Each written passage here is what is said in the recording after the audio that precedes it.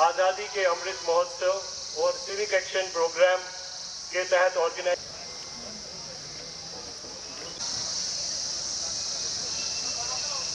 मोहतरम हाज़रीन, हम chest number 16 कान्यामा Budgam से ताल्लुक़ रखते हैं।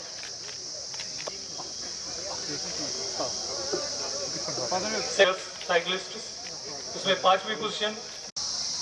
मुझे याद है पिछले साल 11 अक्टूबर को यह कार्यक्रम आयोजित हुआ था और नौजवानों के बीच मुझे इस गोल कोर्स में आने का मौका भी मिला था।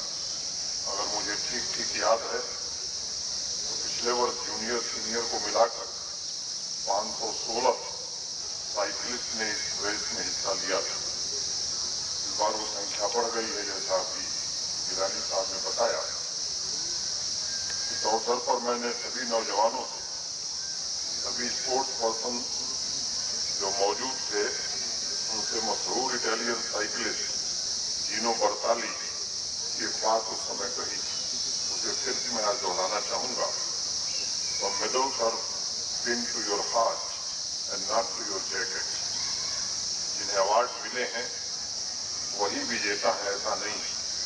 जिन लोगों ने इस साइकिल रेस में हिस्सा लिया है वो सब भी मेरी नजर में चैंपियन हैं, क्योंकि उन्होंने हिस्सा लिया है।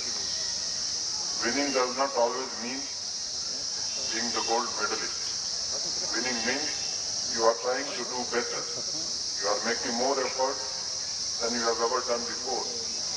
सामान्य तौर पर हर व्यक्ति अपने जीवन में मशहूर नाटककार एवं अंग्रेजी के कवि शेक्सपियर को स्कूल में लगभग अधिकांश लोगों ने पढ़ा होगा, और जिसने नहीं पढ़ा होगा मुझे लगता है कम से कम रोमियो जूलियट की वजह से भी कुछ लोगों ने वो किताब पढ़ी। और उसमें जूलियट एक सवाल पूछती है, व्हाट इन नेम, और खुद ही उसका उत्तर भी देती है, ये rose by any other name would smell as sweet.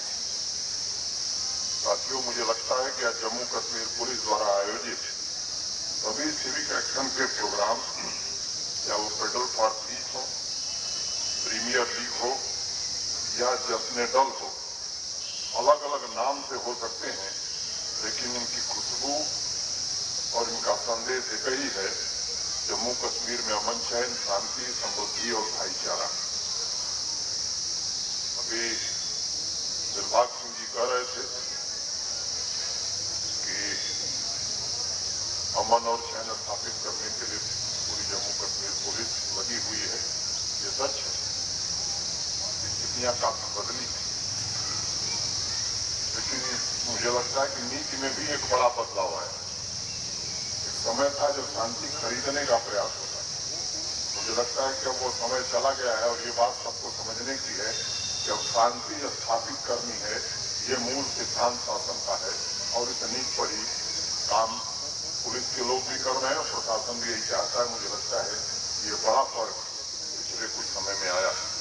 जब सैकड़ों नौजवान बच्चे बच्चियां किसी स्पोर्ट्स एक्टिविटी में भाग लेते हैं तो वो केवल एक दूसरे के साथ हेल्दी कंपटीशन नहीं कर रहे होते, बल्कि शांति, समृद्धि, भाईचारे के एम्बेसडर बन करके भी वो उभरते हैं, और भेदभाव, भय और सुरक्षा की भावना से मुक्त समाज की रचना भी करते हैं। स्पोर्ट्स के अनेक कार्यक्रमों को मैंने स्वयं देखा है, महसूस किया है कि इसमें जो बदलाव की ताकत है शायद बाकी कार्यक्रमों में नहीं। एक बात का जिक्र करना मैं मुनासिब समझता हूँ कि जम्मू कश्मीर प्रशासन स्पोर्ट्स पर जो बजट खर्च कर रहा है, अगर आप तुलना करेंगे बाकी राज्यों से तो बहुत ज्यादा है। देश का सबसे बड़ा सूबा जो आबादी का है उत्तर प्रदेश, स्पोर्ट्स के लिए जितना खर्च उत्तर प्रदेश में हो रहा है उससे ठीक दुगुना ज्यादा जम्मू कश्मीर में खर्च किया जा रहा है। पांडुरंग जी महाराष्ट्र के हैं, महाराष्ट्र में शिक्षा और स्पोर्ट्स दोनों का मिला करके बजट होता है। महाराष्ट्र का जितना बजट है उससे महज 75 करोड़ कम बजट हमारा शिक्षा और स्पोर्ट्स को लेकर के। महाराष्ट्र की आबादी 12 करोड़, हमारी आबादी 1.25 करोड़। इसे अगर आप देखेंगे तो जम्मू कश्मीर प्रशासन शिक्षा और स्पोर्ट्स के लिए मैं समझता हूं कि देश के बाकी राज्यों से काफी ज्यादा खर्च कर रहा है। और मुझे इस बात को यहाँ कहना पड़ेगा कि स्पोर्ट्स इंफ्रास्ट्रक्चर को भी अगर देखें तो मुझे नहीं लगता है कि देश के किसी हिस्से से बेहतर